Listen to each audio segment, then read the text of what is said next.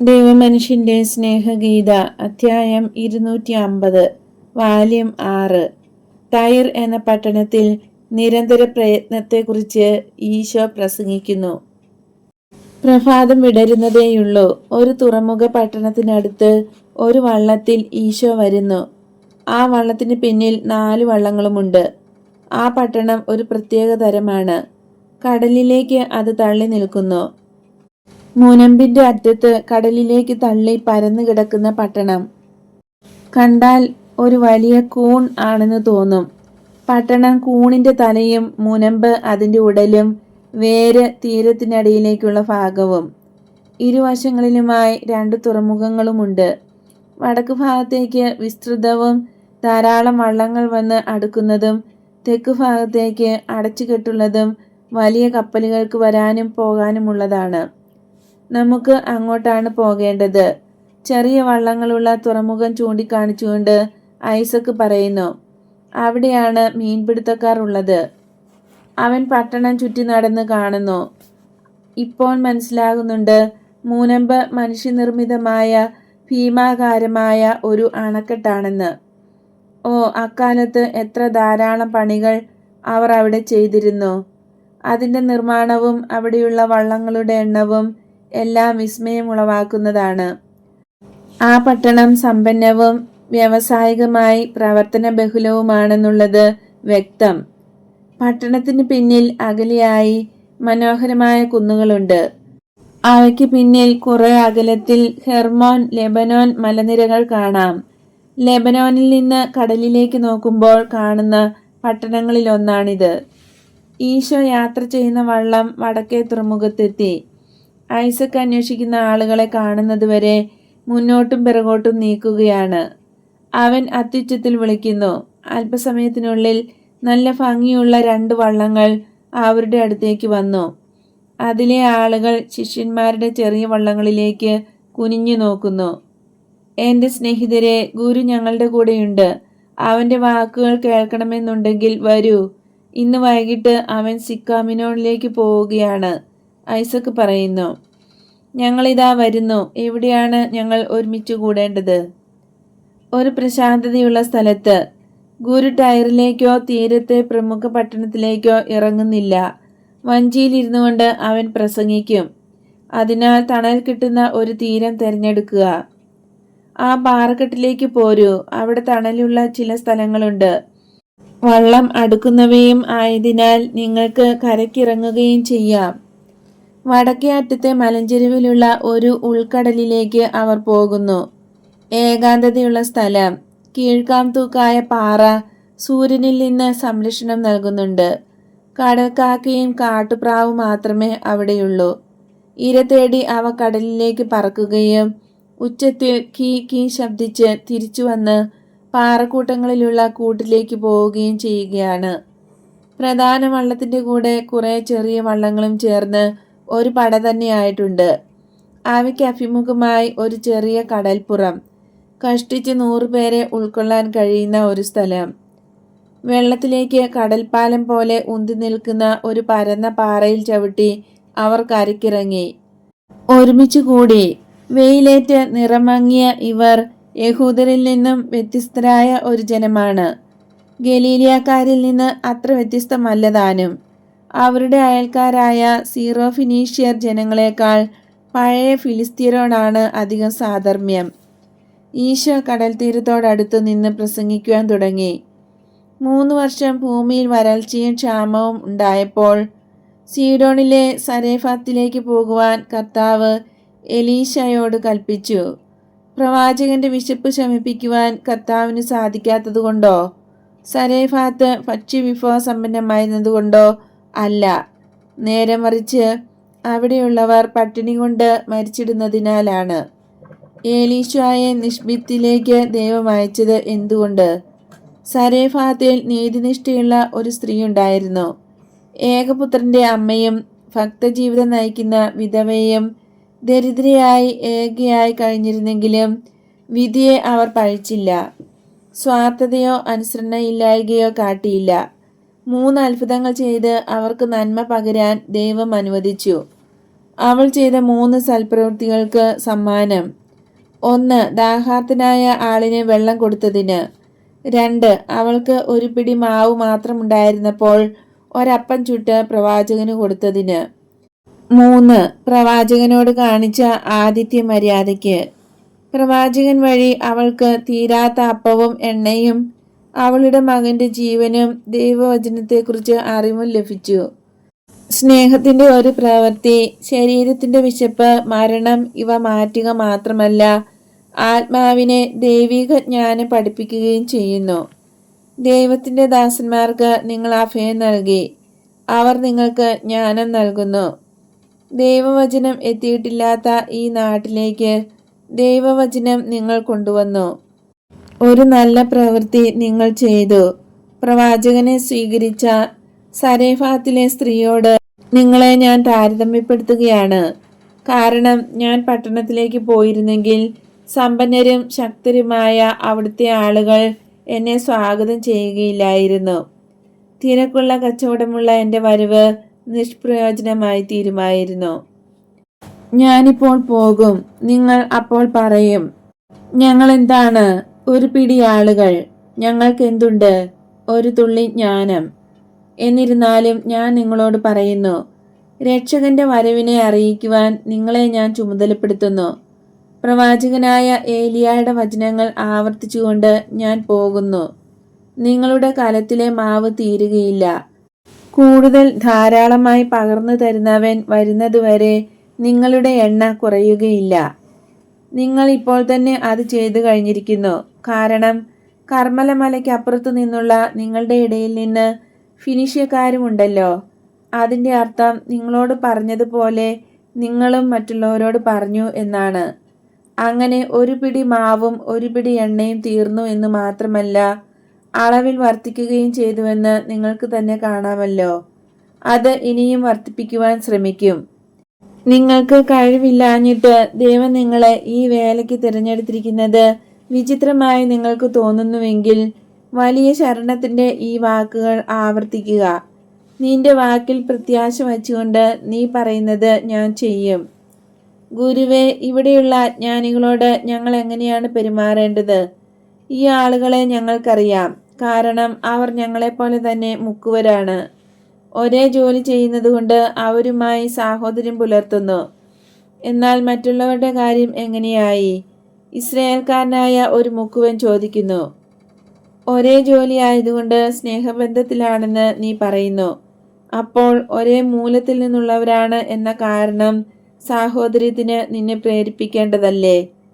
ഇസ്രായേൽക്കാരെയും ഫിനീഷ്യരെയും ദൈവം സൃഷ്ടിച്ചു. സാരോൺ സമതലത്തിലെ ആളുകളും ഉന്നതമായ യൂദയായിലെ ആളുകളും ഈ തീരദേശവാസികളിൽ നിന്ന് വ്യത്യസ്തരല്ല. എല്ലാ മനുഷ്യർക്കും വേണ്ടിയാണ് പറുദീസ സൃഷ്ടിച്ചത്. എല്ലാ മനുഷ്യരെയും പറുദീസയിലേക്ക് കൂട്ടിക്കൊണ്ടു പോകുവാനാണ് മനുഷ്യപുത്രൻ വന്നിരിക്കുന്നത്. അതായത് എല്ലാവരും സ്വർഗത്തിൽ എത്തുന്നതിനും അങ്ങനെ പിതാവിന് സന്തോഷം നൽകുന്നതിനും വേണ്ടിയാണ്. അതുകൊണ്ട് ഒരേ മാർഗത്തിലായിരിക്കുന്ന അവരെ കണ്ടെത്തുകയും വ്യാപാരത്തിന്റെ അടിസ്ഥാനത്തിൽ പരസ്പരം സ്നേഹിക്കുന്നത് പോലെ ആത്മീയമായി നിങ്ങൾ പരസ്പരം സ്നേഹിക്കുകയും ചെയ്യുക. ഐസക്ക് പല കാര്യങ്ങളും ഞങ്ങളോട് പറഞ്ഞു. എന്നാൽ കൂടുതൽ അറിയാൻ ഞങ്ങൾ ആഗ്രഹിക്കുന്നു. ഞങ്ങൾ വിദൂരത്തിലുള്ളവരാണെങ്കിലും ശിഷ്യന്മാരെ ആരെയെങ്കിലും ഞങ്ങൾക്ക് നേതൃത്വം നൽകാൻ അയക്കാമോ? ഗുരുവേ, എൻഡോറിലെ ജോണിനെ അയക്കൂ. അയാൾ സമർത്ഥനും അജ്ഞാനികളോട് ഇടപഴകിയവനുമാണ്. കറിയോത്തുകാരൻ യൂദ അഭിപ്രായപ്പെടുന്നു. ഇല്ല, ജോൺ നമ്മുടെ കൂടെ ആയിരിക്കും. ഈശോ തർപ്പിച്ച് പറഞ്ഞുകൊണ്ട് ഇടയന്മാരെ നോക്കുന്നു. എപ്പോഴാണ് കക്കാവാരൽ മുത്തുച്ചിപ്പി അവസാനിക്കുന്നത്? ശരൽക്കാലത്തിലെ ആദ്യത്തെ കൊടുങ്കാറ്റോടുകൂടെ. അപ്പോൾ തുടങ്ങി കടൽക്ഷോഭമാണ്. പിന്നെ നിങ്ങൾ സിക്കമിനോണിലേക്ക് പോകുമോ? അങ്ങോട്ടും സിസേറിയയിലേക്കും പോകും. റോമാക്കാർക്കും ഞങ്ങൾ വിൽപ്പന നടത്തും. എങ്കിൽ നിങ്ങൾക്ക് ശിഷ്യന്മാരെ കണ്ടെത്തുവാൻ കഴിയും. തൽക്കാലം സ്ഥിരതയുള്ളവരായിരിക്കുക. എൻ്റെ വള്ളത്തിൽ ഒരുവനുണ്ട്. എനിക്ക് അവനെ കൊണ്ട് ആവശ്യമുണ്ടായിട്ടല്ല, നിന്നെ പ്രതിയാണ് അവൻ വന്നിരിക്കുന്നത്. അതാരാണ്? ആഷ്കലോണിലെ ചെറുപ്പക്കാരനായ ഒരു മുക്കുവൻ. വള്ളത്തിൽ നിന്നിറങ്ങി ഇങ്ങു വരുവാൻ അയാളോട് പറയുക. ആ മനുഷ്യൻ ചെറുപ്പക്കാരനെയും കൂട്ടി തിരിച്ചു വരുന്നു. എല്ലാവരുടെയും ശ്രദ്ധ തന്നിലേക്കാണെന്ന് മനസ്സിലാക്കിയ ആഗതന് ഒരു പരിഭ്രമം.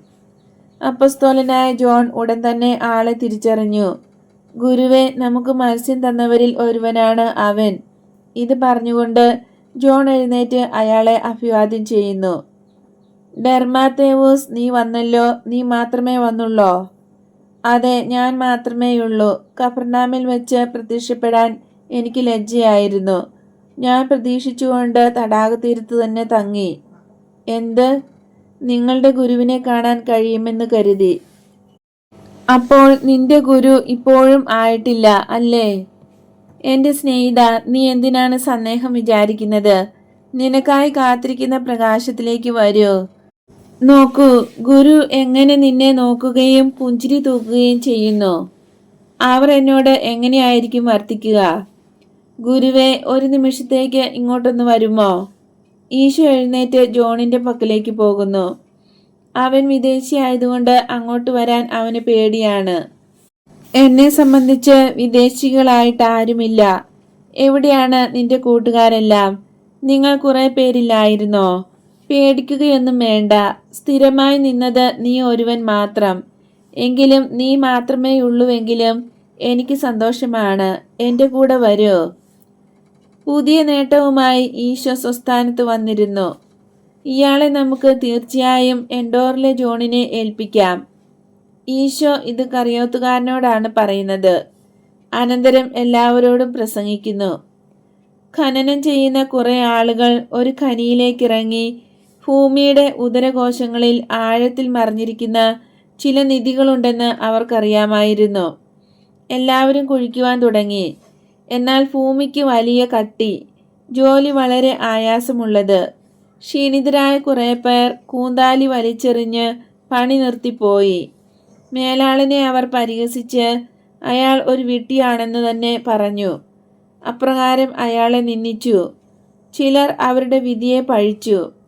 അവരുടെ ജോലിയെയും സ്ഥലത്തെയും ലോഹത്തെയും ശപിക്കുകയും കോപിച്ച് ലോഹരേഖകൾ വെട്ടിമുറിക്കുകയും ചെയ്തു.